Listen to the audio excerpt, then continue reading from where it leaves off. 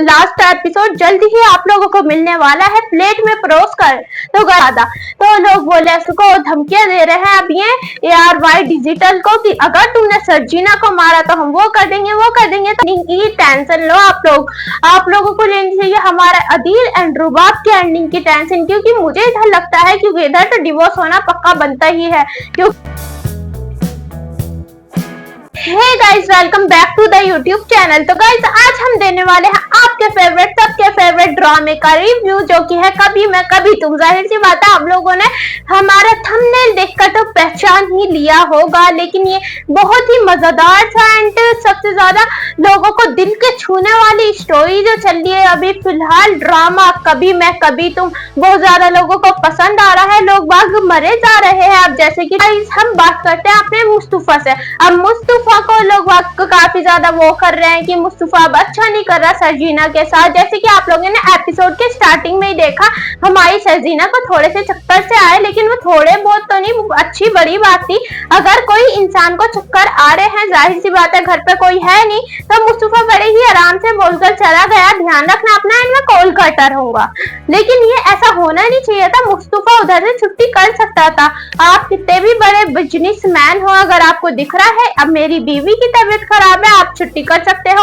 लेकिन इधर मुस्तफा ने सर्जिना के चक्कर में छुट्टियां अभी नहीं करी है। पहले तो क्या तो सर्जिना की सारी बातें सुनता था एंड इस चीज का किसे इल्म नहीं था। ड्रामा इतना ज्यादा अजीब नहीं मजेदार चल रहा है, अभी काफी ज्यादा इंटरेस्टिंग सा मजेदार सा मजा अब भी आ रहा है।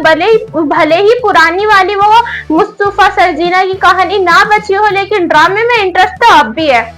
तो सबको इतना तो पता ही था मुस्तफा को ऐसा होना है। अब हमारा मुस्तफा भाग रहा है पैसों के पीछे एंड इधर से सर्जिना बोली है मुझे पैसों की जरूरत नहीं है। लेकिन एक तरफ को सर्जिना को ये चीज नहीं बोलनी चाहिए कि पैसों की जरूरत नहीं है, तुम जैसे थे वैसे हो जाओ, क्योंकि सर्जिना को अब हम ये माने कि सर्जिना बाहर नहीं निकलती, सर्जिना कहीं जाती नहीं है, घर में ही रहती है, वो चीज तो गलत होगी। क्योंकि हमारी सर्जिना ऑफिस में भी जाती है, ऑफिस से आती भी है, अब ऐसे तो नहीं और कहीं नहीं जाती होगी। तो इधर से लोग मुस्तफा को बेचारे को कुछ बोल रहे हैं कि मुस्तफा गलत कर रहा है, लेकिन गलत नहीं कर रहा, पैसों की बहुत ज्यादा जरूरत होती है इसलिए तो वो सही कर रहा है मेरे ख्याल से। अब बेचारे मुस्तफा सर्जिना की बहुत ज्यादा लड़ाई हो रही है एंड इन्होंने प्रोमो तो मजेदार से ही दिखा दिया है काफी ज्यादा। तो लोग बोले सर्जिना को धमकियां दे रहे हैं अब ये ARY डिजिटल को कि अगर तुमने सर्जिना को मारा तो हम वो कर देंगे। तो मुझे नहीं लगता सर्जिना को ये लोग मारेंगे, हैप्पी एंडिंग करेंगे मुझे जितना लगता है, क्योंकि सैड एंडिंग होने का कोई रीजन है नहीं इधर। अभी फिलहाल हमारा मुस्तफा पैसों के पीछे भाग रहा है, लेकिन ऐसे तो नहीं वो पैसों के पीछे भागता तरक्की हासिल हो ही जाएगी उसे। लेकिन मुस्तफा और सर्जिना की तो हैप्पी एंडिंग होगी, बट इधर से रुबाब एंड अदील की एंडिंग की टेंशन लो आप लोगों को लेनी चाहिए हमारा अदील एंड रुबाब की एंडिंग की टेंशन, क्योंकि मुझे इधर लगता है क्योंकि इधर तो डिवोर्स होना पक्का बनता ही है। क्योंकि अदील ऐसा लालची इंसान है, वो सही होने से तो गया, एंड में क्या पता दिखा दे कि अदील सही हो जाएगा, मतलब कि पैसों के पीछे भागना बंद कर देगा, बट अभी तक का तो नहीं। इधर से रुबाब बड़ी चालाक है, चलाकियां चल रही है। रुबाब को ऐसे पैसों की टेंशन नहीं है। अभी रुबाब को एक चीज और पता चली, उसे एयरिंग देखकर पता चल गया कि ये हमारी जो नताशा को डेटिंग शेटिंग कर रहा है, कुछ भी कर रहा है, मुझे तो पता नहीं वो कर क्या रहा है। वैसे आधी ऑडियंस को ये पता नहीं चल रहा होगा, वो दो लड़की तीन लड़की को चकमा दे रहा है, कर क्या रहा है। और लड़कियां दो नहीं, नताशा तो खुद ही बेवकूफ बन भी रही है एंड अपनी फ्रेंड के साथ भी गलत कर रही है।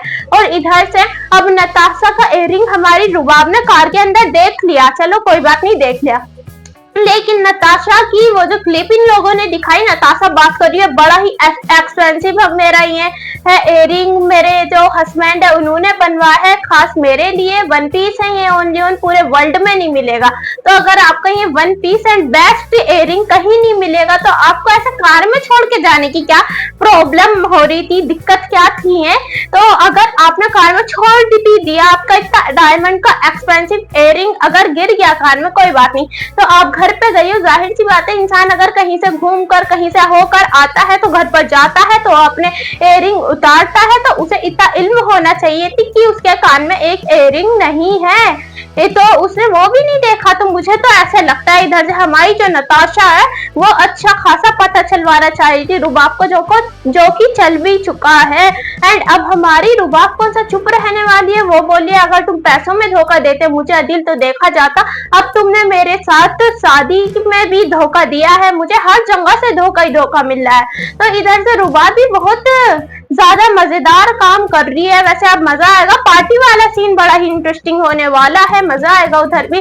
और हमारी रुबाब अपने घर पर थी, आई एम सॉरी अपने नहीं, ये जो अपने ससुर के घर पर थी तो बड़ा वो करती थी, उनकी इज्जत, 2 कदम भी घर से बाहर नहीं, कमरे से बाहर भी रखती थी तो बताती थी आंटी मैं उधर जा रही हूँ। तो अगर आप वो चीजें वहां पर करती थी तो अपने घर पर आकर इतने जलवे दिखाने की क्या जरूरत थी। अगर वो लोग तुम्हारे घर पर आ भी गए हैं तो उनके वो सामने भी कदर नहीं कर रही, मतलब सामने भी वो उनको उसी तरीके से वो करिए जैसे उनके घर के नौकर हो, आप मेरी बेइज्जती करवाएंगे, आप पानी लेने आ रहे हैं। एंड अदील हमारा, चाहे आप कितने भी बुरे हो बाकी किसी भी चीजों में, बट इधर से आपको इतना वो होना चाहिए, आपकी माँ को कोई कुछ बोल रहा है, अब आप मालदार है तो इसका मतलब ये नहीं कि आप एक जग पानी लेने नहीं जा सकते कमरे से बाहर निकलकर, वो हर काम नौकरी करेंगे इस तरीके से तो आपके हाथ पैर चलने बंद हो जाएंगे। अब बेचारी वो जा रही थी तो वो अदील से बोलिए तुम्हारी अम्मी कैसे पानी लेने जा रही है, तो चलो बाकी कोई बात नहीं, वो तो बोल रही है कोई बात नहीं, एक बार को अच्छी बात बोल रही है चलो ना लेने जाए, लेकिन अदील को बोलना था कि मेरी अम्मी घर पर अपना काम खुद करती है तो उन्हें थोड़ी बहुत तो आदत है ही।